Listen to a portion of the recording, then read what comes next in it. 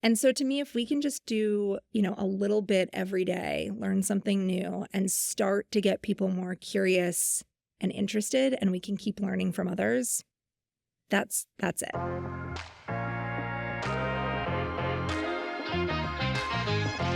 Welcome back to the CultureCon podcast. I'm Nick. And I'm Zach. We're the co-founders of CultureCon and your host for the show. This episode is part of a special series we created live on site in our podcast studio at CultureCon 2025 in Madison, Wisconsin. To capture these conversations, we partnered with our friends at People Forward Network, our podcast media partner. A huge thank you to Nikki Lewallen Gregory, who stepped in as host for these live studio sessions.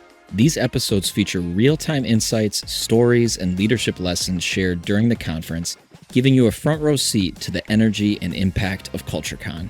And we're excited to bring you along. Let's dive into today's conversation. Hey, it's Nikki Lewallen Gregory, and I'm back here live in Madison, Wisconsin at CultureCon 2025.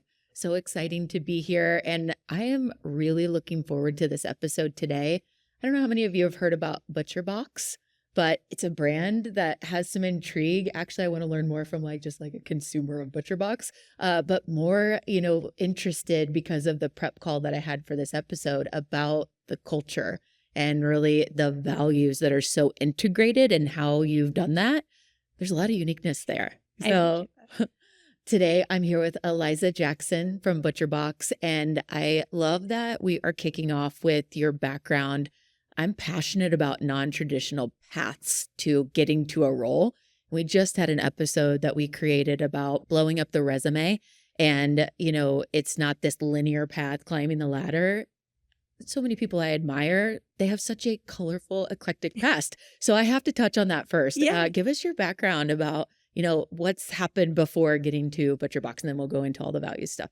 You are right. I definitely have a non-traditional background. That is true. So I started my career in finance in New York in my early 20s.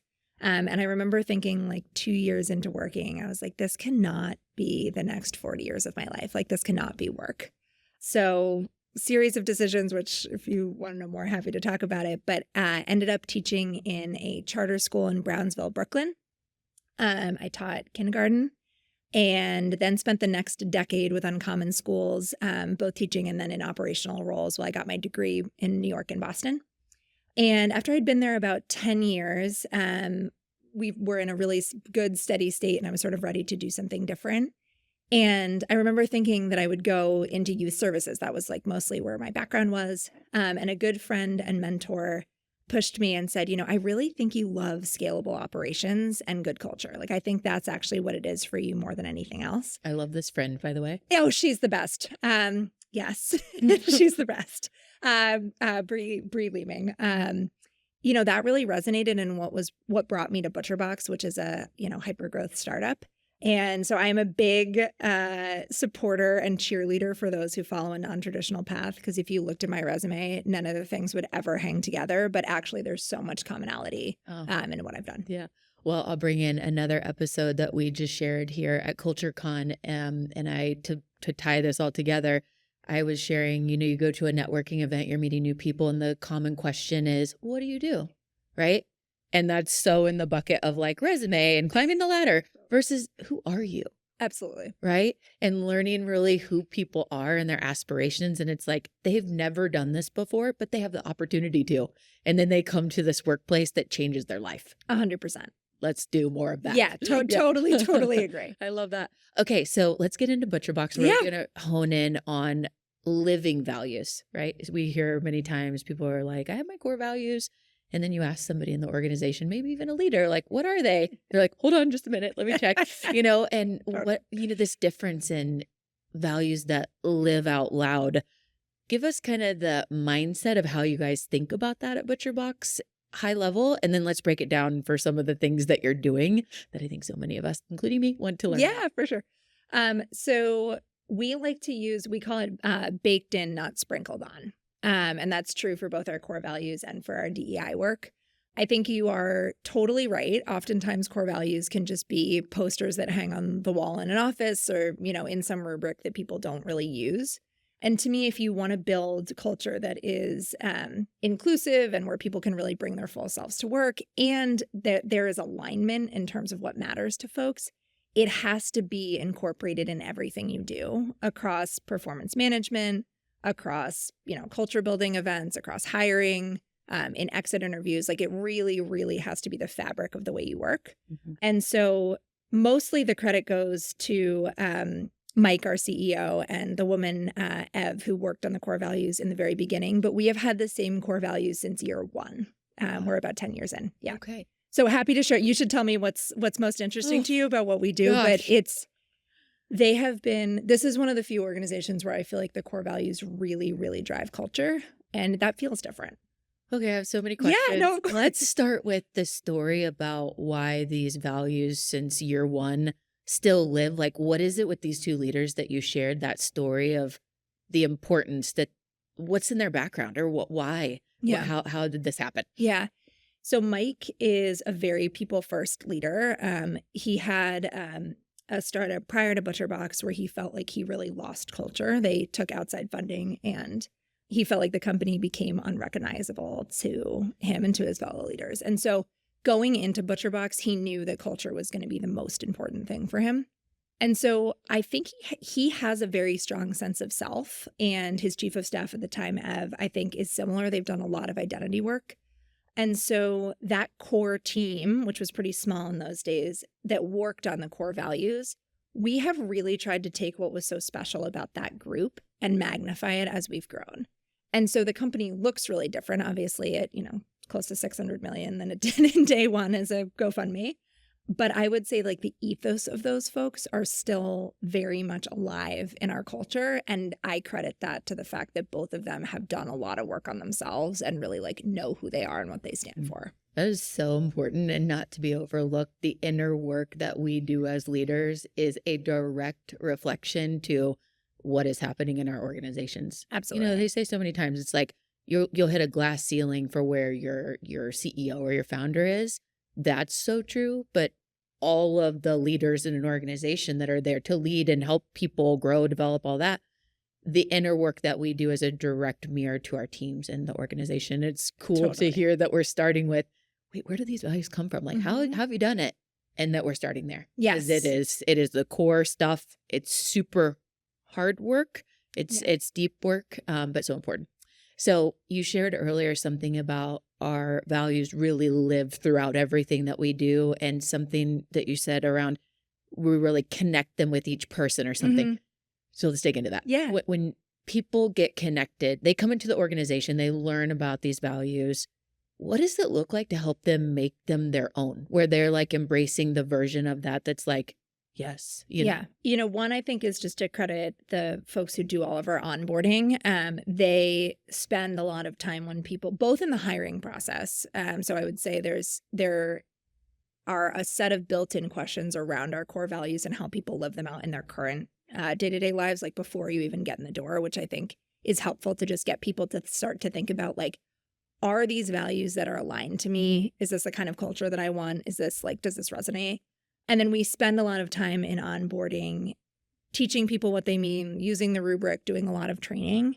And then I would say, honestly, the two biggest ones to make them your own. One is building in enough self-reflection. So we have both our quarterly feedback and our annual feedback cycles like have a pretty labor-intensive component around self-reflection. And the core values are one of the documents that you use to do that.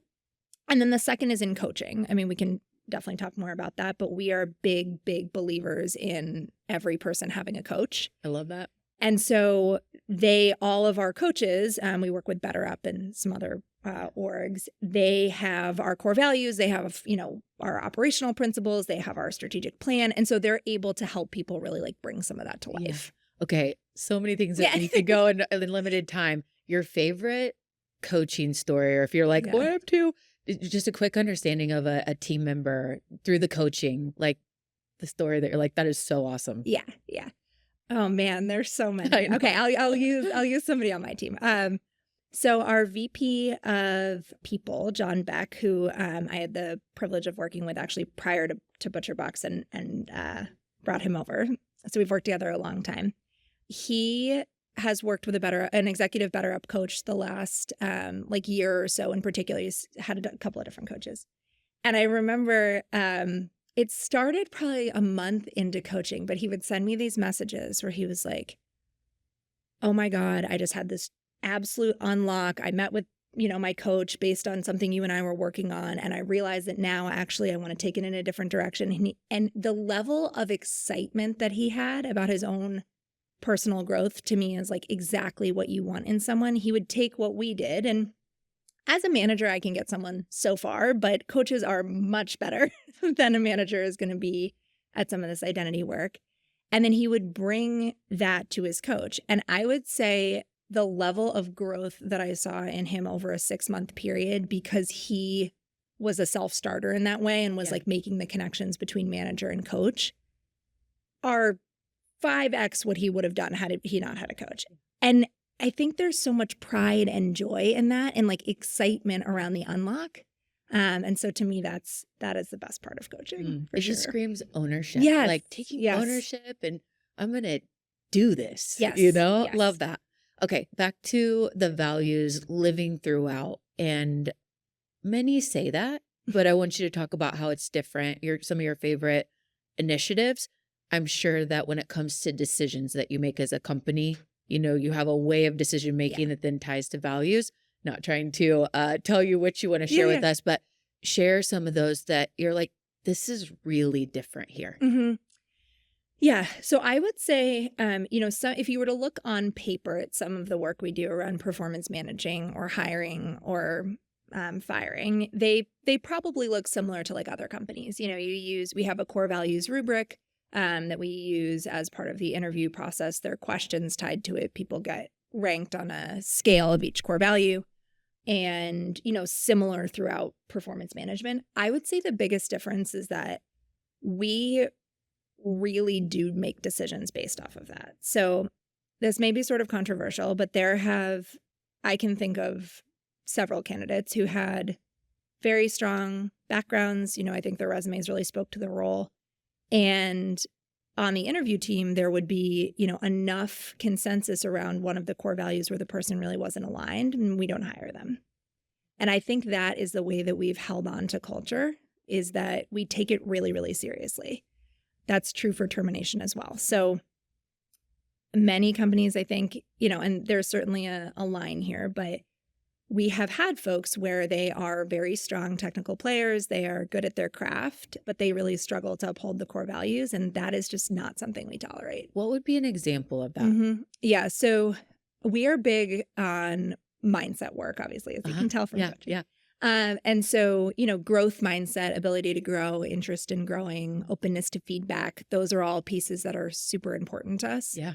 And if there are, in particular leaders, but I would say any employee that has a fixed mindset that really isn't interested in, openness to feedback, willingness to grow, that's a non-starter for us. Mm-hmm. And that has meant that we've made some really hard calls. Yeah.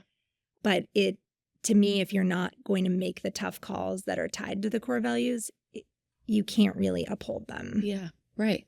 Well, and you think this like quote comes to me, or the saying like, all tides rise. Yeah. You can't keep rising when you have people on your team, to the example that you gave of your team member direct report that was so excited and taking ownership. And then you have somebody over here that's not even embracing the coaching. Like, it's an energy thing, right? Absolutely. Like, and it can totally take from that. So kudos. Yeah, on agreed. That. Yeah.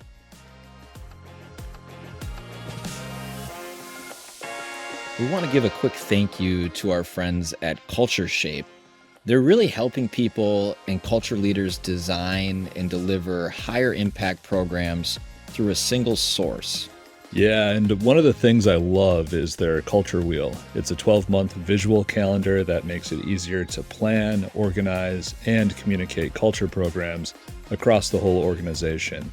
It's a simple way to get stronger buy-in and support. And right now we got a really cool promotion for our CultureCon podcast listeners. You can get 50% off a one-on-one 4-week online consulting program with Pete Savage, CultureShape's CEO. These spots are limited, so if you're interested, head to cultureshape.co/CultureCon to grab your place. So let's talk about the way you all see. I had to glance at my notes for a second because I'm like, we had so many things to cover and I don't want to miss anything. Future proofing the workforce from the way you think about skill development. Yep. There's a unique take that you have on this. Can you talk about that? Yeah, absolutely. I mentioned this earlier, but we work in partnership with BetterUp. For those that don't know, is a coaching platform, and the premise is basically a coaching for all model, so that there is both a pricing model and diversity of coaches, that every employee can have a coach. And their research labs have done a lot of work around what they call human versus hard skill. And I would say BetterUp and ButcherBox are both very, very interested in the human over the hard skill. So we have tried to figure out, what do we think the mindsets are that are integral for the future? Because we know volatility, change, ambiguity, that is all here to stay. Yeah. And so we've identified it's a combination of adaptability, resilience, optimism, self-advocacy. Like, what are the mindsets that matter most to us? Yeah. And we prioritize both hiring, coaching, and retention based on those mindsets much more than over the hard skill. Mm-hmm. Our belief is somebody can learn the hard skills, but the mindsets are hard to teach, and you need to both be able to identify them, and then you need to actually nurture them. Yeah, that's so powerful. And it goes back to what I was sharing earlier about the resume and climbing the ladder versus who are you? Totally. And, something that you experienced last year that changed you. We all go through that, right? Mm-hmm. And it completely changes who we want to be, and to embrace and meet that person where they are and be the accelerator to let them use those new superpowers of that vision. Yeah. I'm just going to call us all to think about that, just challenging us to think about how we are embracing people's opportunities and matching those opportunities, staying true to the core values of the company. Like, we got to do the inner work and know the stuff, and then figure out those people that have the opportunity, not that they've done it yet. Help them be the place that does it. Yeah. And we call it the talent factory, but I would say we are more inclined to take someone who has not done it before, that we think has the right mindsets, and then pair them with an expert in the industry and let them try something new than other companies are. So we have a lot of folks who have not sat in the seat before. I mean, I am one example of that. Our chief revenue officer is an example of that. They're, which are two of our executives. Yeah. We haven't done this before. Right. And that doesn't mean that we shouldn't learn from experts. Like, we are very thoughtful about the way that we partner those sort of newer growing leaders with someone who's done it before externally as a coach. But think about how empowering that story is for others in your organization and beyond.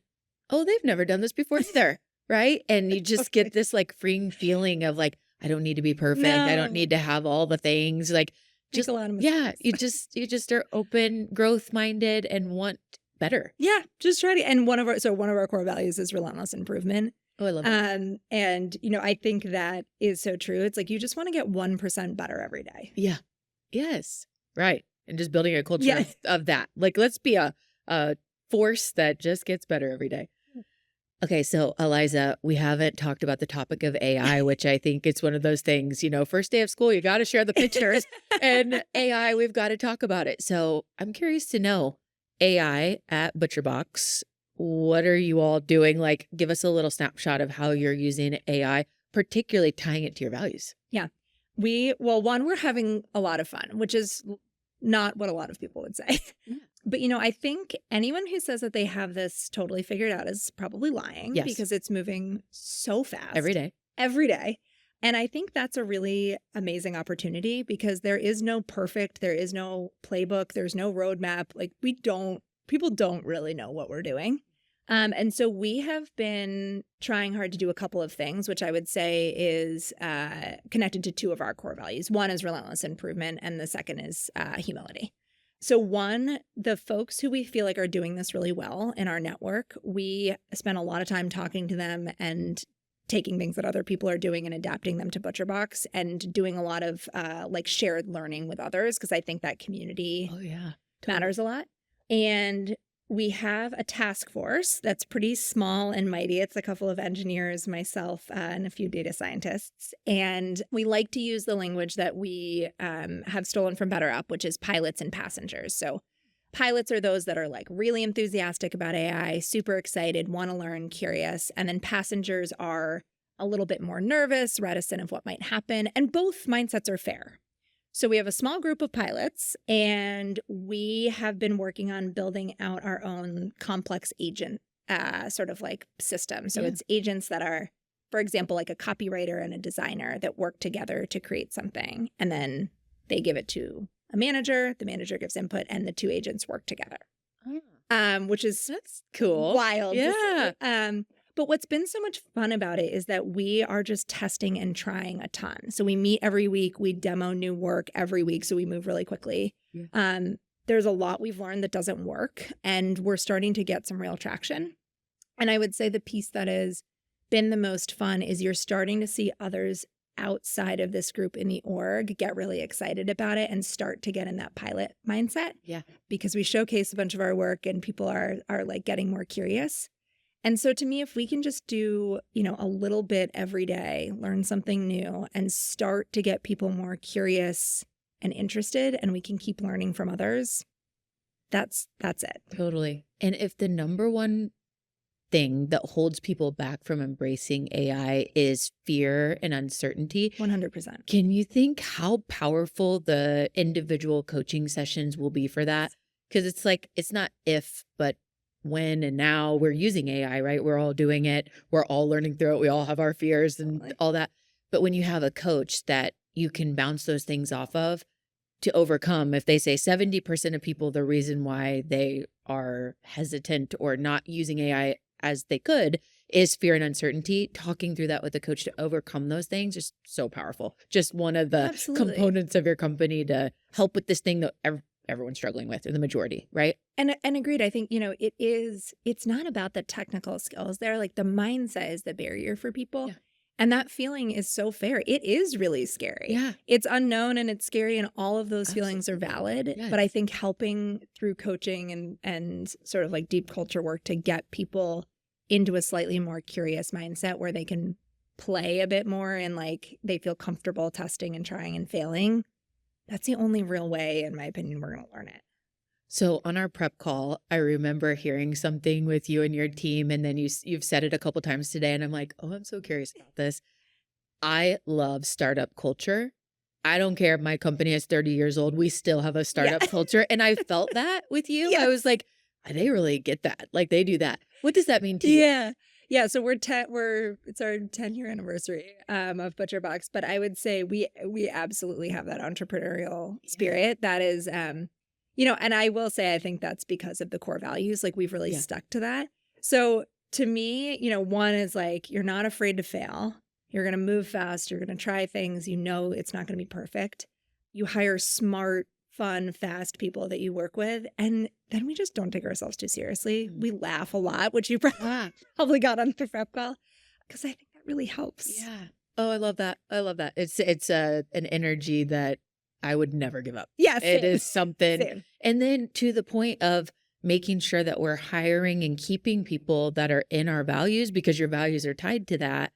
And that it's a unique thing. It's a unique place, and it's very fast, and you are changing all the time, and it is unpredictable and all of that. And so it's really doing everyone a favor, all people, when you know the inner soul of who you are as a company.